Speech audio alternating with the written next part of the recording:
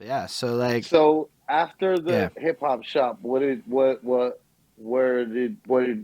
direction did you take yourself in? Oh. See, life got a little interesting after that, in a good and a bad way. So you see, when that happened, first of all, like I think that because I did have a depression in the last 2 years, but I think that this is when it actually started. Like when I closed the shop, and then a few months later, I broke with my girlfriend, so I left. All this, literally, like it kind of started to fuck me up a bit, and then I went to live with my best friend, and then one day I walk in, and I really like I'm saving you a lot of the story, but I walk in and the cops are greeting me because he hung himself in a closet. What the So fuck? that that literally, plus me losing my business, plus me like not being with my girl Yeah, no, anymore, it sounds all like that you had like a fucked me lot up. of losses. Yeah, Nah, no, those are a lot definitely. of losses. So my mom at that time used to live in Toronto. So I just left Montreal, left the job that I had. I before I went to Toronto, I found a job, moved there, lived at my mom's, lived there for 6 months, and during those 6 months, I really trying to resource myself. I don't know if Yeah, that Like, I yeah, wanted to resource myself because really like I was lost. I was like, that's fucking you up. Like, I don't know. I don't wish nobody to walk in a place and then the cop tells you like your yeah. friend is Nah, still in the corner there. this is yeah. Like I No, really nobody don't wants wish to. that on nobody. everything about And that's not that good. fucked me up. So moving away for 6 months was really great. But then after 6 months, I was fed up of being there. And Toronto's a very expensive city. So I moved back to Montreal. And at that point, I was like kind of new me. I restarted again to get into radio stations and be a host there. And then I started back to get involved in hip hop. And I started because the passion was always there. It's just that I think that at that point I just needed a break.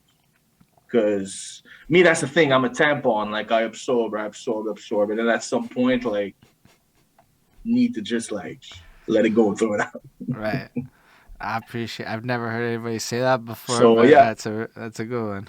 Um, but But that that's the thing. I think in French and I talk in English. So this is why sometimes no, because but that's a Nah, it's fire all way to good. invent new shit, Yo, though. I still let me tell you something. I still have like I'm not the person that's like hanging out with a bunch of like people that speak Spanish and like kicking it in Spanish, but then there's still certain words that I think of.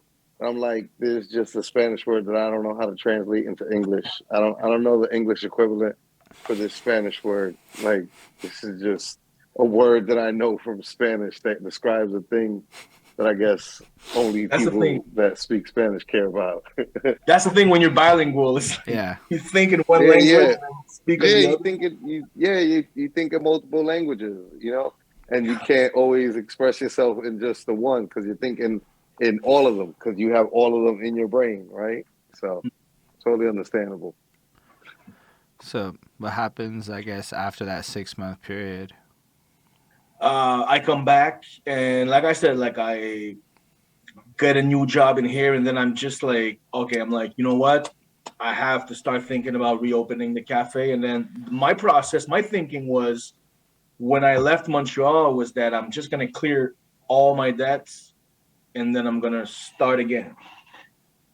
So I don't come from the streets. I've never been in a situation where I had to be there. So my way was 9 to 5s. So my job that I have right now that I still have, like I started working 60 days straight and then go 2, 3 days in New York. 60 days straight, then go 2, 3 days in New York. I did that for like almost 3 years. And that through that, I got to know my family in New York a lot more. But also, I got motivated again to really start getting out of those 9 to 5s because for me it was always like a in the meantime. It was never like something that I want to have a career in there. So that's the focus that I had, and then at that point, I started getting back into where I was before. So I started booking for Under Pressure. So Under Pressure, as I was saying earlier, it's one of the biggest graffiti festivals in North America. They've been there for 26 years.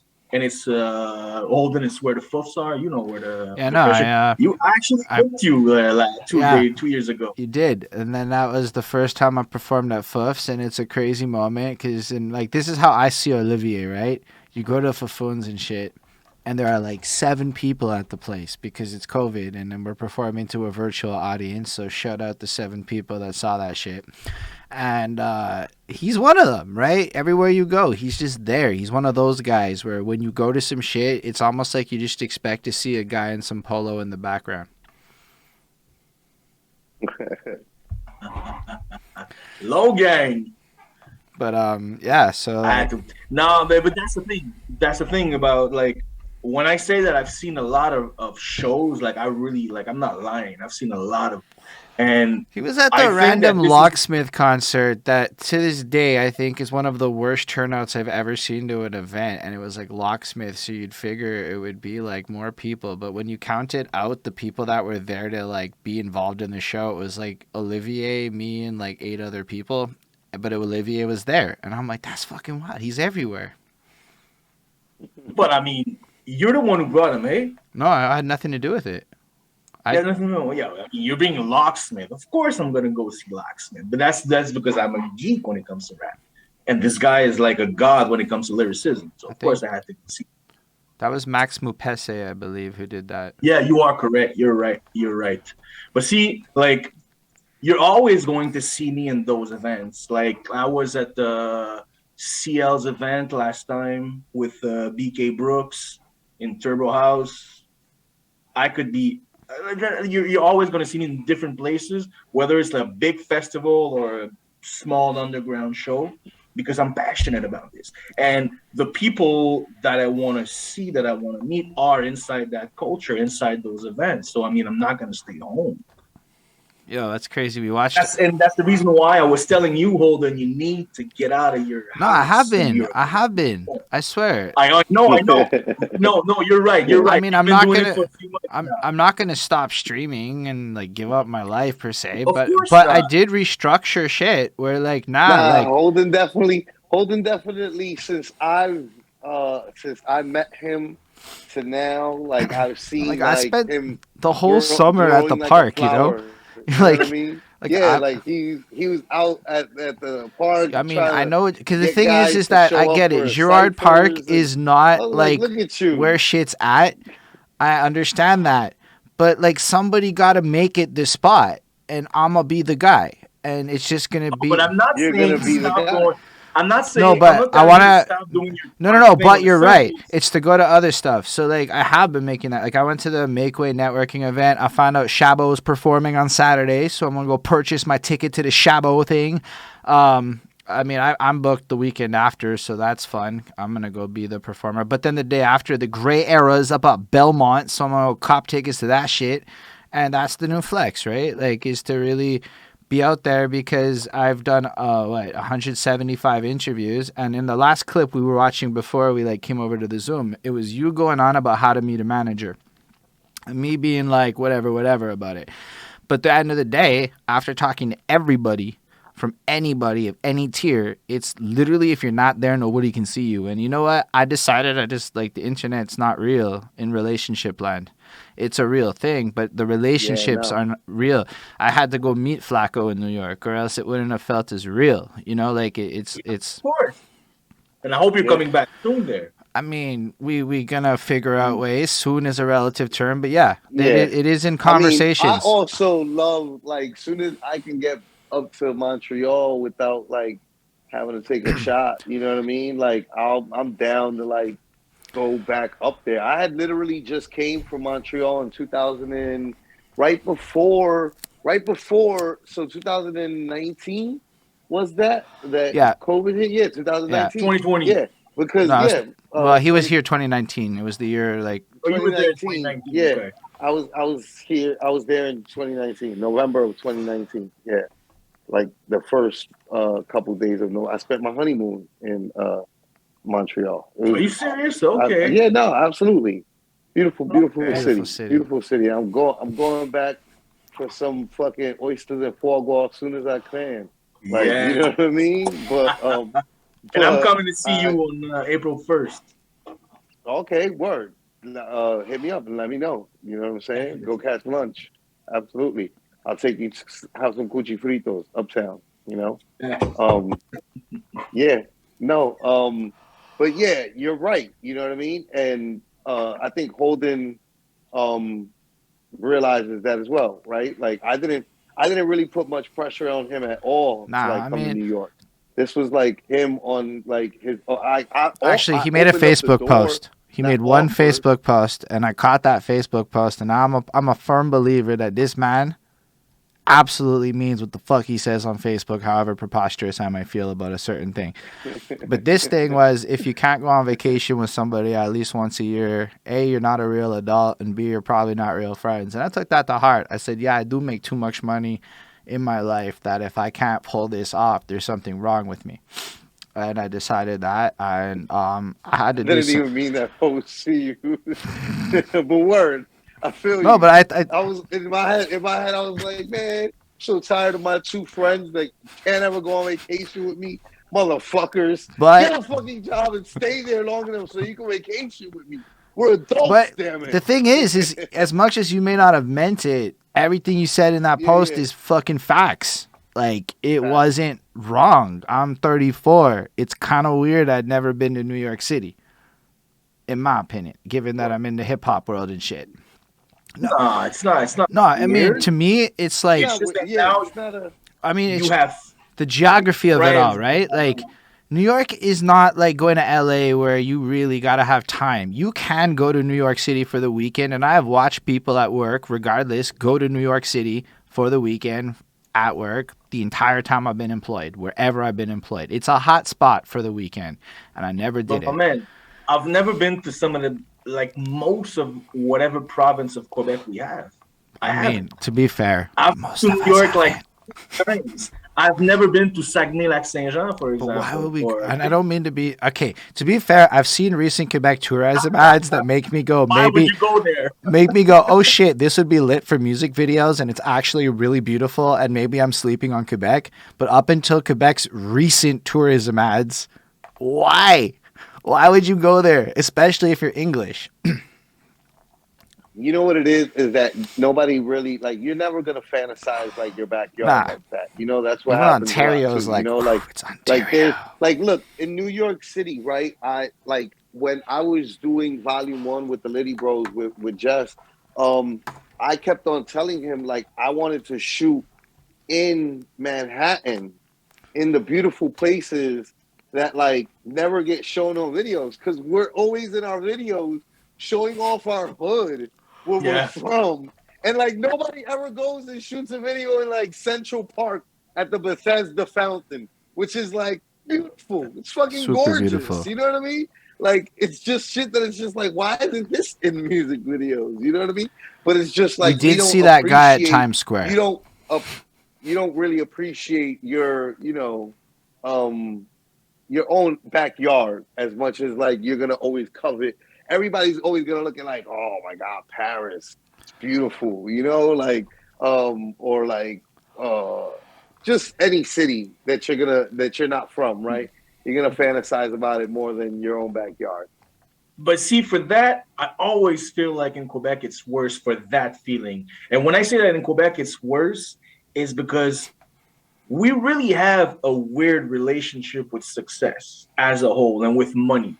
Like, as opposed to, let's say, in America, where like it's the American dream, get as much money as you can and then build your dream. Like, we don't have that same relationship. So a lot of times people have to be like big elsewhere in order for us to just accept them and accept their stardom and accept the fact that they're dope.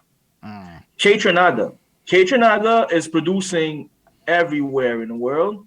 He's nowhere in our city. Nowhere. Nobody talks about him. It's true. So, I mean, That guy won Grammys, just to give context. Nate Husser is the same thing. See? Nate Husser's You crushing love it. him. In fact, Like on your post, actually, Flacko is the only time somebody ever brought up Nate Husser to me really like that. And it was on your post. That's how little he really gets brought up. However, his name does get brought up by the clout chasing types more often, which means it is getting moved into the conversation. Who's Nate Husser? Finally.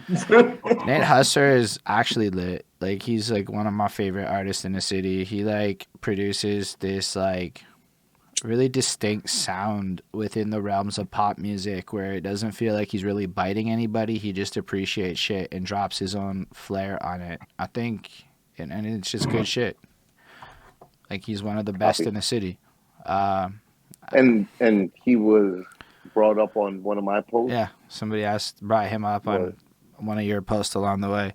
But like, yeah, my friends really do like I try to like take pride in the fact that like I almost like curate my friends, like, you know, and like the ones that are like constantly like talking on my post are like from all over with all sorts of takes. and So that's to not that surprising. end, he has either. to spend like a shit ton of time in LA to get the kind of level of recognition that he's getting now, because when he was just doing shit here, he had to go to LA and then people started paying attention. That's I mean, that's so hip hop for some reason, and this is so ridiculous. Kind of like the way that it is like everywhere, you know. Like nowadays in New York, I mean, it's different now, right? But like for a while there, a lot of New Yorkers were like French Montana, Nicki Minaj. They all went down to Atlanta to get popping, you know. Facts. And it became like this. It's kind of one of those things where like you got to get outside of your city to get popping nowadays, because the world is Fat so much Joe. bigger, you know, than your city. Yeah, Fat Joe is another example. Like, he went like, I don't know, like his sound with DJ Khaled went a whole lot of different places than what he was flowing with the like Flo Joe, for example. It was like, so no, I do understand what you're saying, and I mean, that's unfortunate, but this is why I feel like it's important to still go in local shows, to still support the people that are around you, that are talented. The ones that are not, please tell them they're not. Find a way, because this is a problem also. Wait, say that last part again. Facts. The ones that are not what? Oh, I said the ones that are not talented, please tell them. Please tell your fans that are not talented that they're not. We're also afraid to tell people because we're afraid of their reaction, and sometimes it's for their own benefit. So it's weird. It's like we need to be accepted elsewhere, and then we also need to be careful on how we talk to the people around and tell them that they need to improve this and that. Well, I think there's a difference between saying you're not talented and you need to improve this and that. That I would say, I'm like, I feel like sometimes people take the "you're trash" thing too far, and then like those people end up. So what happens is then those people don't get anything constructive out of your trash, because that guy's not going to stop rapping because you said he's trash. Somebody called me trash the other day. I was like, cool. I'm writing a song about that now. So like that's your trash doesn't really. That's good. That's your attitude, that you react to this and you flip it around. Yeah. But at the end of the day, I also don't think I'm trash. But like, and he does. I literally am totally fine with that guy. I know he likes stuff that does not look and sound like me, and I respect that shit. But like the same time, it's the lack of like constructiveness. Like, okay, cool. I don't know what I could even do different. It's just you want me to stop existing in this sphere. So instead, if you give the little bit of extra, you're trash. You'd be less trash if. Boom, the world would be less trash. Because, I do a lot of feedback and coaching shit in my life, and I have to work with people. Sometimes I can't go into detail, but trust, outside of Montreal shit, like other cultures and stuff, and like, you can turn not trash into, like, you can create not trash out of trash if you, in a leadership role, people can actually do the framework. Like what y'all are doing with End of the Week now and with the kids is creating a framework. It's like, it's not complaining about it. It's like actually doing something. But honestly, you're trash, fuck that, gatekeeping shit created people like me that could have gone a vulture route if I hadn't gone course corrected. And that's actually a huge issue that's taking place. Like there's a whole patch of non-hip hop guys who don't give a fuck about the culture, because the culture does nothing to even try to educate them right now. And I've talked to them. They're like, man, I'm on YouTube. I already looked this up. They don't even believe me. And there's like some serious like culture gaps I'm seeing happen Man, like that. I'm on YouTube. I figured this out. Like there are people like when we say they never listened to Biggie, they did. They just didn't get it. Yeah, no, they didn't. Yeah, no. And like that's absolutely, so there's like, you know what I mean? Like, so there's a difference between your trash and here's how you could be less trash. That's all I'm trying to convey with that. Oh no, definitely. But I mean, there's always some people that no matter how you're going to approach them, they're just not going to react well to it. That's a fact. Yeah. That's a problem. That's a problem. I mean, I'm not gonna lie. I don't often Specifically want to when have that everybody wants to be a confrontation. Yeah. It's hard to engage with a bunch of people, and especially when you get, yo, what do you think of this? I'm like, I don't know if you want me to tell you the truth, my guy. Like, I don't really like that question sometimes, but, you know, if people ask, I'll be honest. I'll find a way to a little compliment in the middle and be like, here's how you could improve. I find that's a good approach, but nobody always likes it. I'm sure I burned a shit ton of bridges. It's okay. I'm okay with that. Like, whatever. I did a 90-minute video once about all the things I think about in a song. And, like, nah, I mean, like, you know, but, like, I just believe, I just believe everybody can be good. Like, that's all. That's the only thing is I think you could be trash today, but you could be less trash, because I used to be super trash, and now I'm not trash. But this is, I mean, listen. Go ahead, Tom. No, I was going to say, you know what? Even in the comments, Lil Alice is saying someone's garbage is someone's treasure, which is like what I've always found, right? Like there's always like there's like all sorts of hip hop that I've always been like, that's just not my cup of tea. But that's somebody's cup of tea. You know, somebody's gonna be into, you know, whatever you can think of. I didn't understand why nerdcore existed at first, you know. Nerdcore is pretty awesome. It needs to exist, right? Like it's dope. Like everybody needs to have their voice, I guess. You know what I'm saying? Like that's important. And also, what you consider trash today, you yourself may not consider it trash in 2 years. Like for example, like Holden was saying, like I really am a collectioner when it comes to CDs and vinyls, when it comes to rap. And I was never a fan of 3 6 Mafia, never in my life. But then in the last 6 months, I started buying 3 6 Mafia albums. So why? Good. Because as a collector, as a collector, my bad, this is where I'm at. I'm at a point where I have to start buying stuff that is not really what I am attached to as a fan. I bought a lot of Sebos. I bought a Yuck Mouth. I bought a lot of like all the artists from the South and the West that I was not really feeling in the beginning. So yes, like you evolve as a fan, you evolve as a big artist, truth. So honestly, I used to not like jazz, and now it's growing on me. I never thought in my 30s that I'd be a person that can say it's growing on me. I'm not there yet, but I can go to a live jazz thing and it's a good time now. But and you know what? I'm pretty sure that hip hop has a lot to do with it. Facts. Absolutely. You go do album reviews of the 90s and you're going to listen to more jazz than you ever hoped for. Jazz, a lot of jazz. Like the whole J Dillas and Tribe. Mm-hmm. And exposure to music over time usually equates to liking it. There's like a real math behind that. But yeah, so I feel what you're saying, Heavy.